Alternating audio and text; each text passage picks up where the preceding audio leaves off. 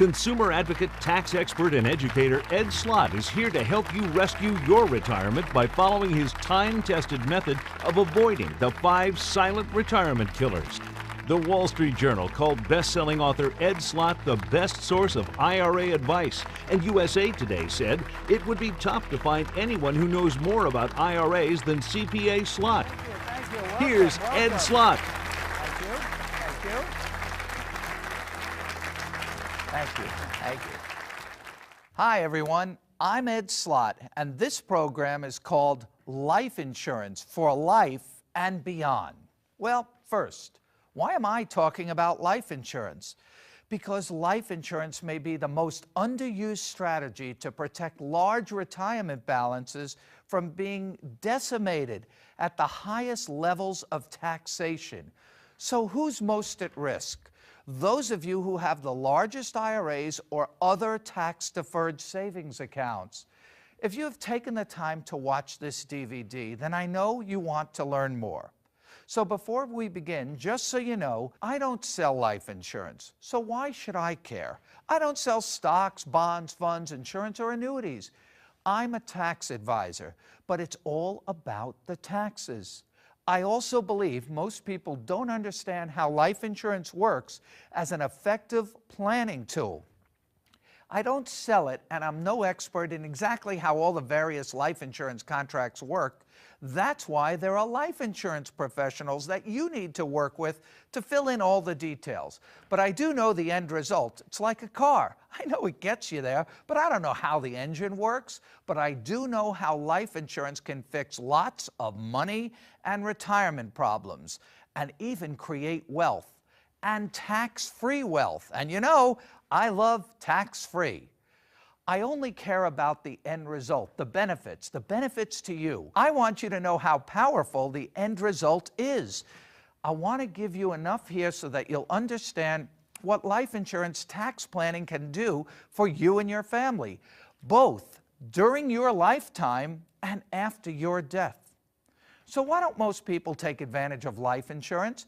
Because every time you hear life insurance, some people just tune out, or you put it off. And most times you hear about life insurance, you're hearing about it from someone who sells it. So maybe you feel like you're being sold rather than being advised. Maybe you think, they're just trying to sell me something, so you think, I'll avoid the meeting or avoid the discussion. And maybe you're right. Maybe you feel that you're just being sold, so you don't see a benefit to you.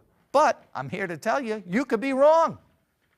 I want you to understand what's in it for you from an unbiased, objective tax benefit point of view. Well, now you're meeting with me. So let me tell you why I believe life insurance is the missing piece in most people's retirement and estate plans. The tax exemption for life insurance is the single biggest benefit in the tax code. I don't even think life insurance professionals use it enough or appreciate it enough. Maybe that's why they don't sell enough of this product. I put this brief guide together for you in the hope that you'll view it and see how tax planning with life insurance provides powerful benefits. And then you'll continue this conversation with your life insurance agent who can fill in all the details. Except that now, when you meet with him or her, you'll have a better understanding of the benefits and what questions to ask. You'll definitely be more involved in the discussion, especially when it comes to your retirement. First, let's see what the problem is, and let's see what the solutions are. The good news is that taxes are generally money problems, and life insurance puts lots of free money, tax-free money, in your pocket. So most tax problems can easily be avoided with great planning. Here are both the problems and the solutions, and I want to give you this program on 2 levels: the problems that can affect you during your lifetime, and the problems that can affect your beneficiaries, your family, after your death. So why would you care about a solution if you didn't think you had a problem? Well, if you have taxable savings, you have a problem, and so do your beneficiaries.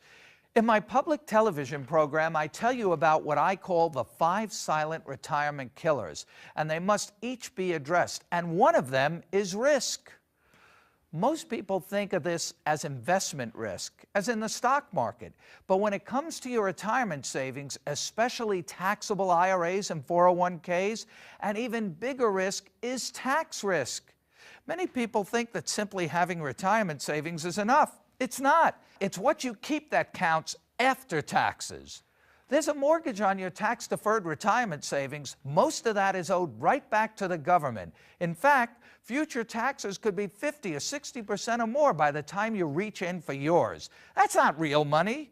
The only real money is tax-free money, spendable money, where you keep it all. Plus, with IRAs and 401ks, you have to take required minimum distributions on that money after you reach age 70 and a half years old, and you're forced to pay taxes on the government schedule, not yours. That's the government plan. That's not real money, since it's all subject to tax. Are you wondering what future taxes could do to your retirement security? You should be. You know why? You've caused the problem, especially if you've done everything right. You saved, you sacrificed, and built a healthy retirement account, a 401k or an IRA. So what's the problem with IRAs? The problem is they're tax deferred, not tax free. That money will be taxed at some future point. With an IRA, a SEP IRA, a simple IRA, 401k, 403b, or any other type of tax deferred retirement plan, you received your tax deduction up front. Your retirement funds have grown tax-deferred all these years. So far, so good. You've done well. But there'll be a day of reckoning. You'll owe income tax when you begin to withdraw, just when you need the money the most. How much tax? We don't know. That's the problem. You won't know that until you need the money the most in retirement or after you die when your family inherits. This uncertainty keeps people up at night. So that is the tax risk. But there's another risk, market risk. Your retirement savings and other investments, if invested in the stock market, are also at risk of being lost to more Wall Street fraud or manipulation or a market crash at the wrong time for you. So let's review up to this point.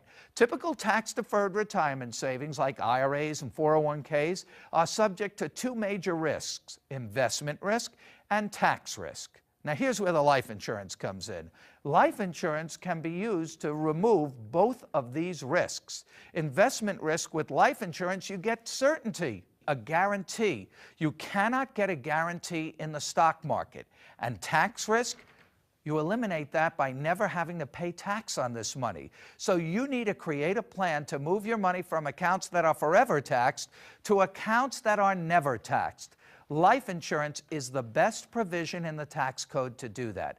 Wouldn't you sleep better at night if you knew your retirement savings were no longer subject to these risks? But still, the benefits are misunderstood and not used enough in planning. So what are the benefits, and exactly how would you use life insurance in your planning? First, when I talk about life insurance, I'm referring to permanent insurance, permanent life insurance. Even with permanent insurance, there are several options, so you need to speak with an insurance professional for all of those details.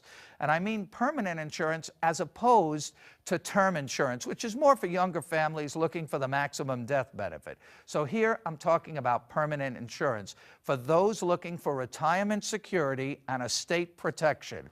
As I've already told you, you have a tax problem, especially if you have significant funds in taxable and tax-deferred accounts. Your family will also have a problem after you die if no planning is done and they inherit mostly taxable funds. They're going to be dealing with these tax issues too.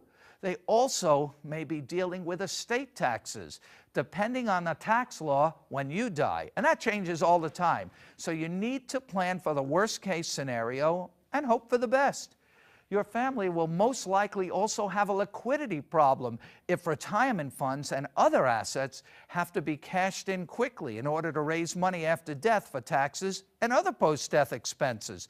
Money is often needed after death to resolve all kinds of issues besides taxes. I'm talking about family squabbles, etc., family members wanting money more quickly.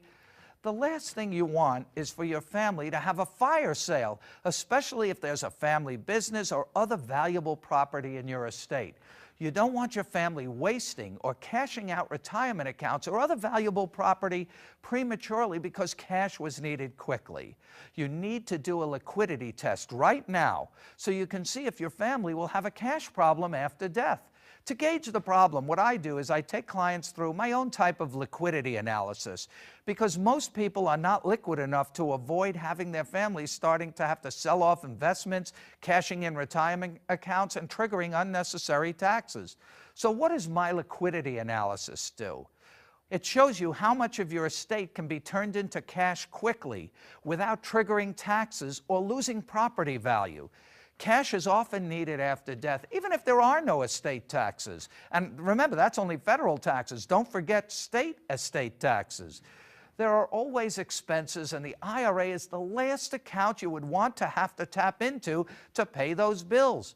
Remember, IRAs are subject to both income taxes and estate taxes, could be subject to estate taxes, which could eat up a lot of cash quickly.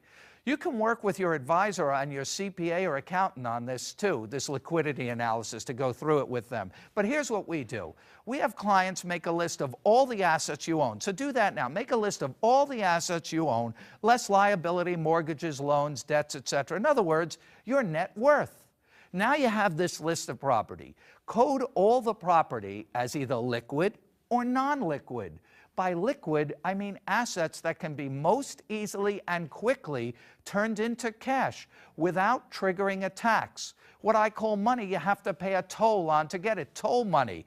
You're left with basically cash. Well, here's what I mean.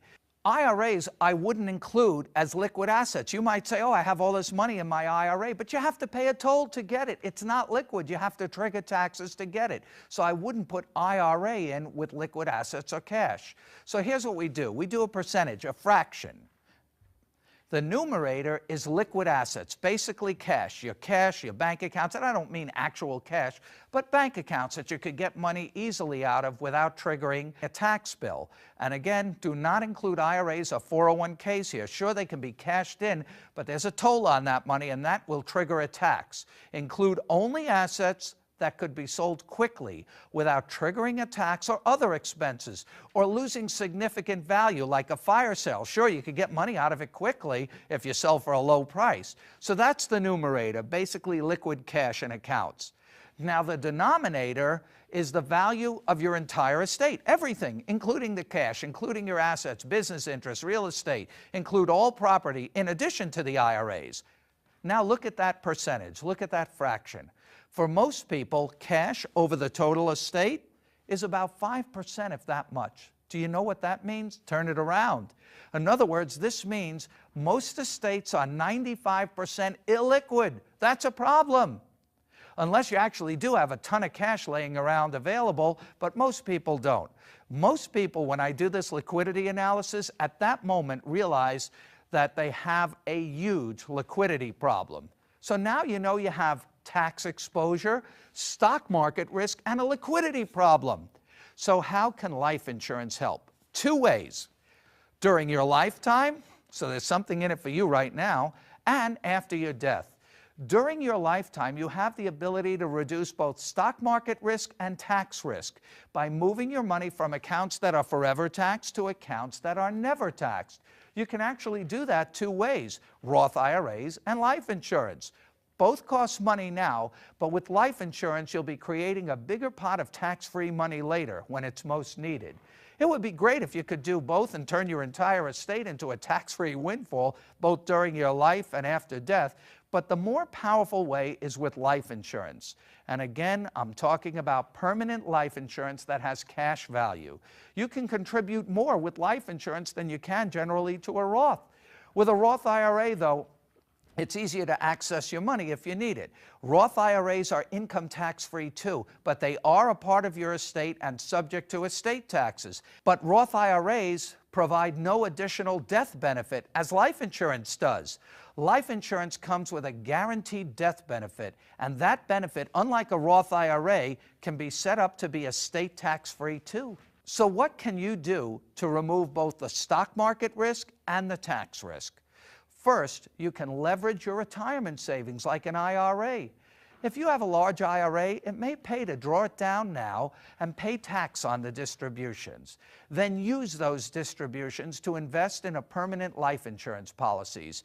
Remember that tax rates are still at an all-time low right now, so now would be the best time to strike. Even if it costs you some tax money, it still pays because you are lowering your tax exposure on your IRA. And anyway, after age 70 and a half, mandatory withdrawals from the IRA must begin, whether you like it or not. Since the money will eventually have to be withdrawn anyway, it may as well be leveraged by using the money to pay the life insurance premiums. You're basically paying off the mortgage on your IRA early, so you never have to worry about tax risk. And the funds invested in your permanent life insurance policy are now growing tax and risk-free. And you can have lifetime access to the cash value tax-free if you need it for retirement. So during your lifetime, you can, in effect, turn your taxable IRA and other taxable savings into a tax-free savings vehicle. It's really just like changing pockets from taxable accounts to tax-free accounts, except that now you've also built in a guaranteed death benefit to benefit your family. It's generally judgment-proof too, the life insurance I'm talking about. If you have other taxable funds, you might want to keep those protected from future taxes too. Many people who are looking for places to shelter money from taxes, stock market, risk, and lawsuits are stuffing taxable money into permanent life insurance as a lifetime personal protected savings account. All the growth is tax-free for life and beyond. So those are the benefits to you during your lifetime.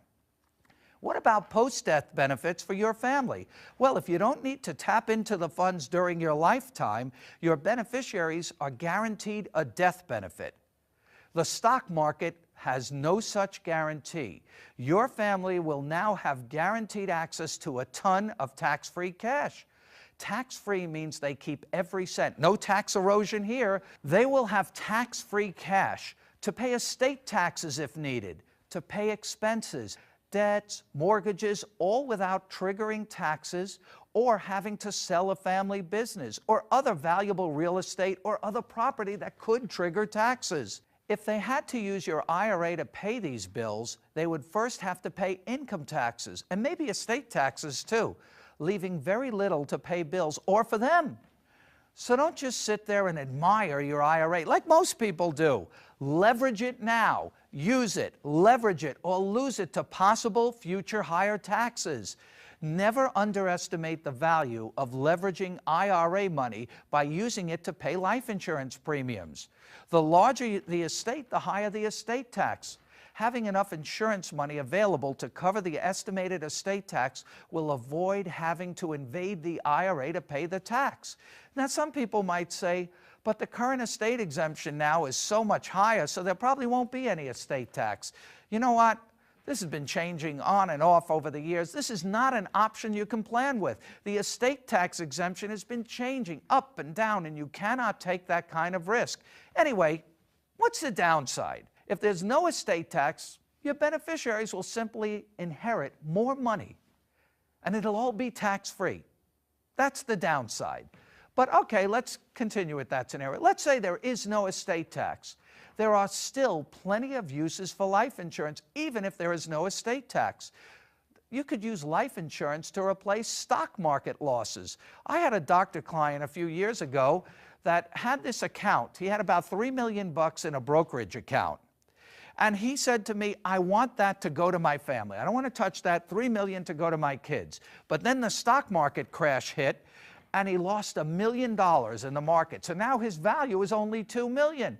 What did he do? He went out immediately, got $1 million of life insurance. He replaced all that lost value immediately. Now he still has the $3 million to leave his kids. $2 million what's left in the portfolio, plus $1 million of life insurance. He replaced losses immediately. Life insurance can also be used to provide tax-free money for your beneficiaries so they don't have to withdraw amounts in excess of their required minimum distributions. Here's what I mean. You might want to set up a stretch IRA for them where they take only the minimum amounts each year. But what if they need more? What if they have to take more? You don't want them hitting the IRA and taking out more taxable income, and especially if it's a Roth IRA breaking into tax-free money. So the life insurance can provide them extra money in addition to the minimum withdrawals, so they can stick with the minimum withdrawal schedule, and any other money they need, they use the tax-free life insurance money. This will keep their income taxes lower, since the excess IRA distributions would have been taxable. The money they use from life insurance is tax-free. Also, this allows them to stick with the stretch IRA schedule instead of depleting the IRA balance before it's time. And it's even more powerful for a Roth IRA. This can also allow inherited Roth IRAs to last longer and continue to grow tax-free for your beneficiaries. Life insurance can also be used to simply create wealth. Your family can easily end up with millions more than you ever had, all tax-free. That's why when I talk to clients, I give them this scenario. First, like I said before, we find their net worth, the entire value of your estate. And then I ask, if I could create a plan so that after you die, your family will end up with your entire net worth, whatever that is, or much more, would that be a good plan? Of course that'd be a good plan. Where do I sign up for that? Who wouldn't want that? Does that mean there were no taxes or other expenses that depleted the estate? No, but we planned for that. And those items can be paid from the additional tax-free life insurance money, with plenty more left for your family. That's how any family's assets can be leveraged with life insurance to eliminate the effect of taxes and turn what was a taxable estate into a much larger tax-free estate. Here are some other uses for life insurance planning. If you have no retirement, you can actually create one with life insurance and have death benefit protection too, all guaranteed by moving other taxable money into your permanent life insurance policy. This provides a lifetime benefit for you. Life insurance can be a pension alternative too, providing beneficiaries with a tax-free stream of cash for the rest of their lives, similar to the stretch IRA, except that the life insurance is better than a stretch IRA because it's tax-free. And another benefit, money solves a lot of problems, not even always money problems. Families that don't get along. And it's not usually your children, it's the ones they marry. We had a case where one of the daughters just wouldn't even talk to the other 3 kids. So mom came to see me and she decided to take out $500,000 of life insurance, naming the 4 children as equal beneficiaries. When mom died, it didn't matter that one of the daughters wasn't talking to the others. Life insurance does not pass through a will. It is not subject to probate or income tax. So each of the children got their $125,000 checks with no fights and no contact. It's sad, but it avoided a ton of legal problems, will contests, and other expensive and nasty arguments. They just got the money straight out. So this is the basic strategy, turning taxable money into tax-free money using the tax exemption for life insurance, moving your money from accounts that are forever taxed to accounts that are never taxed. As tax rates increase, tax-free becomes much more valuable. Life insurance, like Roth IRAs, removes the uncertainty of what future tax hikes could do to your retirement savings. But is it all good? What's the downside? Nothing's all good. What's the downside? You might not qualify. Maybe you're too ill. Well, that's something you might want to look into annuities for that. That also gives you a guaranteed stream of income for life. Another downside, well, obviously you have to commit to funding the policy. If you don't put the money in, you won't have it. You also need to have funds available to invest. But that's where your IRA and other taxable funds come in. But if you don't have it, maybe it's not for you. Life insurance may not be for everyone. You don't want to go broke with it. If you don't have enough assets, you probably don't have a tax problem. And then it might not pay for you. Maybe you only need enough life insurance to protect your young family in case of an early death. That you should always have. The bottom line is that life insurance provides tax-free cash. Tax-free is always the best source of money, and it also solves lots of non-tax problems. Well, this is all good, but people make mistakes when it comes to life insurance planning and understanding life insurance. Here are the 5 most common life insurance mistakes. Mistake number 1, thinking that life insurance is a cost and not looking at it as an investment. If you put money in a bank account, that's an investment. This is the way you should look at life insurance. You want to put it in as an investment. And the bigger the number, the more you'll have. It's not a cost, it's your money, it's an investment. Item number 2, trying to pay the lowest amount for life insurance. It sounds good, right? Do you want to pay $1,000 or $10,000 for the policy? With permanent life insurance, you might want to pay more. Like I said in item 1, think of it like a bank account. You may want to maximize the amount you have available, so you may want to put more in. Mistake number 3, not understanding the benefits. Now, I went through some of the benefits before, but let's review them. For example, with life insurance, you have a tax-free payout after death. And generally, it's judgment-proof. Also with life insurance, you have lifetime access to cash value, tax-free, so it won't increase your income. It won't cause Social Security to be taxed, and you won't lose tax benefits because your income increased, like losing exemptions, deductions, and credits. Life insurance is exempt from estate tax if it's set up right. And with life insurance, you get a guarantee, removing stock market risk. The government has restrictions on how much you can invest, but you generally want to put in the maximum you can. Mistake number 4, improper ownership. Don't own it in your own name. Why on earth would you want to own something like life insurance that you can't possibly collect on? Why would you? Keep it out of your estate. We see this all the time with clients. It's one of the biggest mistakes made. In fact, we had a young client, young couple come in recently, very successful couple, made a lot of money, and we were going through the assets they had, and the husband actually did have $5 million of insurance. And then when I looked at it, it was owned in his own name. And I said, what'd you do that for? Do you realize that if you die, that $5 million comes right back in your estate? And if your estate is subject to estate taxes, the government could get half of that. Why would you own it in your own name? You want to keep it out of your estate. And I told them, go back to your insurance agent and get, fix this. And it's not that easy to fix, but it can be fixed. There are waiting periods, but go back to your insurance professional. Well, when I said that, he said, I don't even remember who sold this to me. So this is just an aside. Don't you think you should have a better relationship with your advisor? You shouldn't own it in your own name. It should be owned by somebody else or a trust. The life insurance premium should be paid by the beneficiaries or by the trustee of an irrevocable life insurance trust, so that the life insurance proceeds will be estate tax free. Oh, and one item here. One downside, be aware that if you don't own the policy, which is what I'm saying to do, not to own it in your own name, if you don't own the policy, you may only have limited access to the cash value because you don't own it. Mistake number 5. Not knowing it's tax-free. I don't even know if this is a mistake or a misconception. Can you believe it? Still, people don't know that life insurance is tax-free.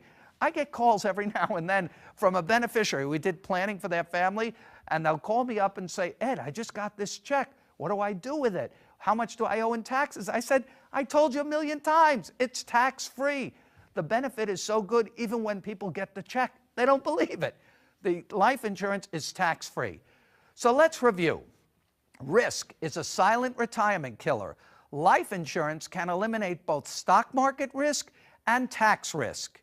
And it can be used during your life to create a tax-free retirement fund.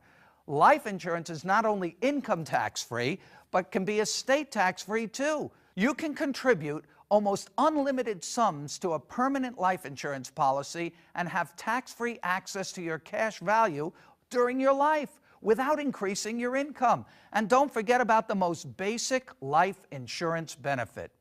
Aside from all the estate and retirement tax planning advantages, life insurance protects families when there's an early death, young families. It's hard enough to deal with the loss of a parent, but at least life insurance can provide the needed cash so that life can go on without having to make any severe changes due to lost income. Money for the family, tax-free money. I never met anyone who didn't wish they had more life insurance, especially a widow. I like to say that life insurance takes care of families without first going through the government.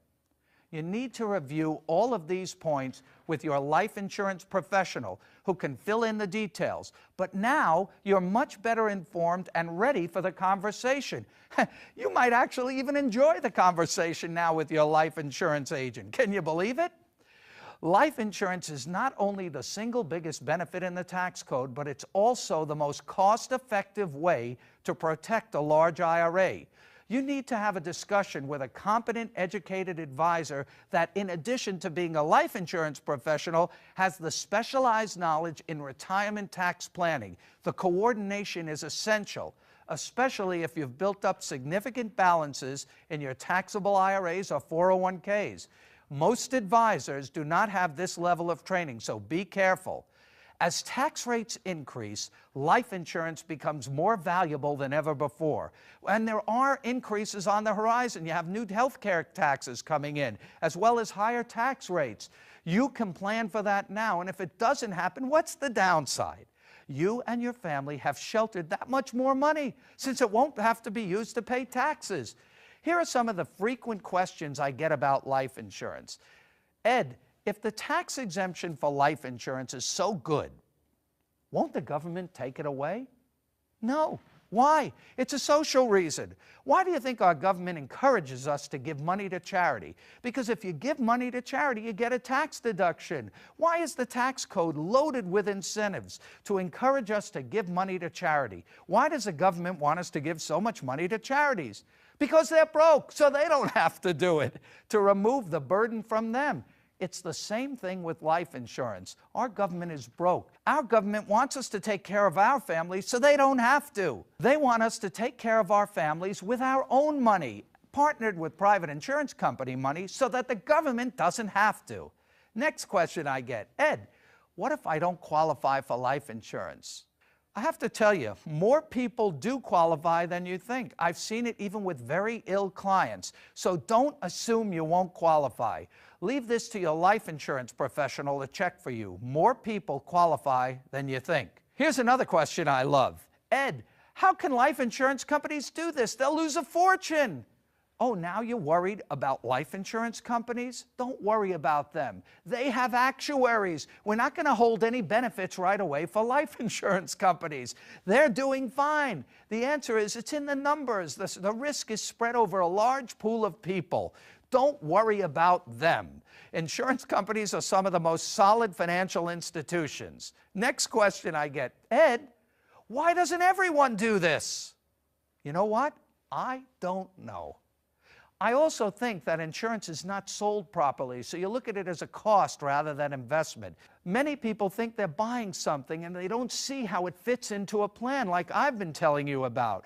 A good financial advisor or insurance professional can explain the planning aspects. Ed, which is better, saving in an IRA or an insurance policy? That's interesting. Life insurance wins hands down. Let's compare. Let's compare life insurance to a tax-deferred retirement plan like an IRA or a 401k. If you compare life insurance to tax-deferred plans, life insurance has several advantages. First, with life insurance, you have lifetime access to cash value, tax-free and penalty-free. With an IRA, withdrawals can be heavily taxed, and penalties too. Also with an IRA, after you're 70 and a half, you're forced to withdraw and pay taxes whether you like it or not.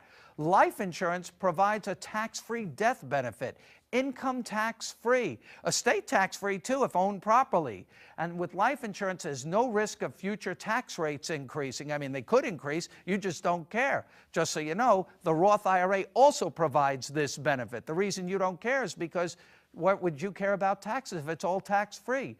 But here's what you don't get with life insurance that you do get with an IRA and a 401k.